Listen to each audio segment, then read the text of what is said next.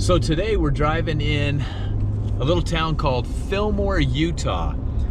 Fillmore was actually Utah's first capital long before Salt Lake City.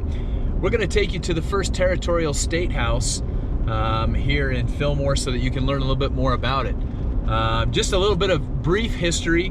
Millard Fillmore was the President of the United States in 1850 when the Compromise of 1850 passed and was signed into law for the United States. As part of that compromise, what happened was Utah and New Mexico became territories of the United States, and California became a state. When Utah became a territory of the United States, the president appointed a man by the name of Brigham Young to be the territorial governor in the state of Utah. Brigham Young then set out to establish a capital. In 1851, Fillmore, it's also known as the Pavant Valley, Fillmore became a place where the territorial capital would eventually be placed. But it was short-lived because there weren't enough resources to sustain a larger area here. Although it's still a thriving community, it just wasn't quite big enough for what they needed at the time. However, the part of the part of the Territorial Statehouse was built, and it still stands today here in the middle of town. So I'm going to show you some video of town as we're making our way to the Territorial Statehouse.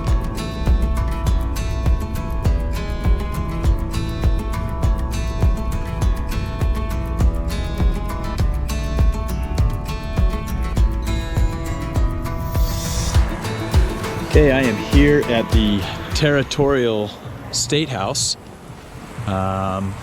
You can see some of the surrounding area.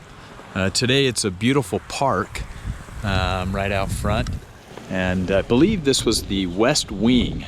They never actually finished the full construction because they moved the capital back to Salt Lake City. I mentioned earlier that Millard Fillmore was the President of the United States. Ironically enough, the county that Fillmore, Utah resides in is called Millard County. And of course the town Fillmore, named after who? The President of the United States, Millard Fillmore. And I think part of that was done in hopes that Utah could be granted statehood, although that wouldn't happen for another 40 years.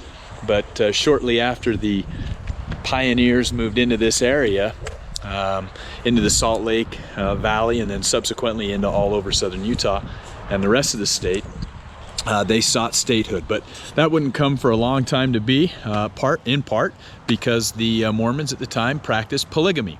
I'll show you what the building looks like. As you can see, I'll step back just a little bit. It's today a museum. You can come in and take tours of the building if you'd like. I mentioned it's a big park around here. You can see the surrounding area, beautiful trees, a lot of shade, nice pavilion over there. And then these buildings that you're looking at over here, these log cabins, would resemble what the workers actually lived in when they began moving into Fillmore to build Fort Fillmore in 1851. But by 1852, the population had gotten so big down in this area that they needed to begin working on this building, which they did. And as you can see, it's an amazing structure, especially for its time. You know, if you ever come out to Utah and you drive through the small town of Fillmore, you need to stop in and take a look at this building. It's quite remarkable. Just a beautiful facility. You can go inside it as part of the museum. The entrance is down on the back side, the north end of the building, which is right there, as you can see. And you can go in and tour. Just a really, really cool pioneer heritage building. There's a bell there that you can see that can be rung. Of course, it's been upgraded and updated with modern amenities. One of the other fantastic pieces of history to learn about is a little bit about the native people that lived in this area. When you come to the Territorial Statehouse, off to the side, you'll notice there is a really nice tribute to Chief Wakara. Chief Wakara, I believe, was a Ute Indian. And anyway, he passed away And this sign right here will tell the story a little bit about it. He was buried about 4 miles to the south of where I stand today in an area known as Meadow. Further to the south of that is a town called Kanosh, named after Chief Kanosh. Chief Kanosh was a Native American that lived in the area and became very friendly with the settlers of the area and worked with them. And in fact, if you go to Kanosh, you'll actually be able to visit the cemetery there, and Chief Kanosh is buried there. The town is named after him, and there's a monument to at his grave there in the city cemetery.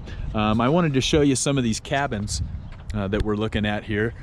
These are the cabins of what it would have looked like back in the 1850s when the people moved into the area and began building this Territorial Statehouse. I'll see if I can get a look in there and come over to this one, see if we can get a view inside there. It's a little bit better view. Obviously small cabins, but made from the timbers, no doubt, that are in the area. Get a little closer look here.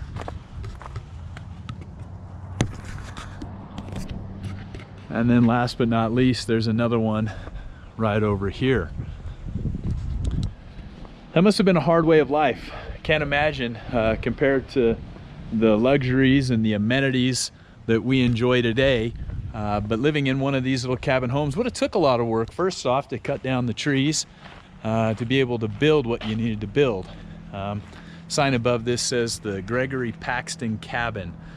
Don't know much about that. Don't know any history on that.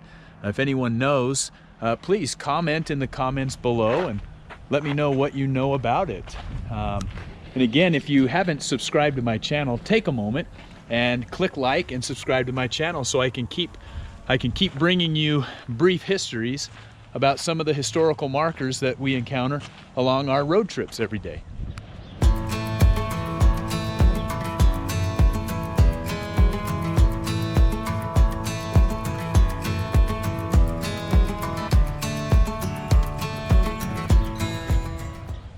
One of the things that I failed to mention is some of the great recreational activities that there are to do around here. If you ever find yourself in Fillmore, Utah, bring an ATV with you. One of the great ATVing trails in the Intermountain Western United States is right up above here in these mountains, and it spans several hundred miles. As I finish up here, one of the things I want to point out is that this building was used as the Territorial Statehouse. In fact, it was 1855 that the building was utilized by the Territorial Legislature. A short time later, in 1858, they realized this just wasn't going to work. And again, 1856 to 1858, just depending on which history you're reading and what you look at. But in general, they knew that this wasn't going to fit and work for them. So they moved it to Salt Lake City. But nevertheless, it served as a courthouse.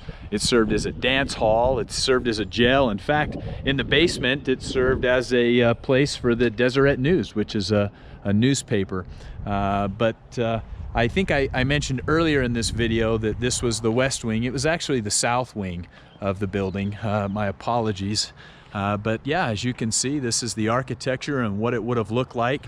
The construction on it began, the surveying and construction ultimately began in 1851, but it ended when it was completed in 1855. Well, when this portion was completed in 1855, there were a few slowdowns. Naturally, there was the Walker War, which is a war between the Ute Indians and the Mormon settlers. And because of that, in 1853 and in 1854, they had to slow production on the building. But then a short time later, of course, they would finish this portion, and then a short time after that, they would then move on to greener pastures in Salt Lake City. Anyway, beautiful valley. It's called the Pavent Valley. Fillmore, Utah, which is about 2 hours south of Salt Lake City and probably about 2.5 hours north of St. George, which is near Zion National Park, just to give you an idea of what you're looking at.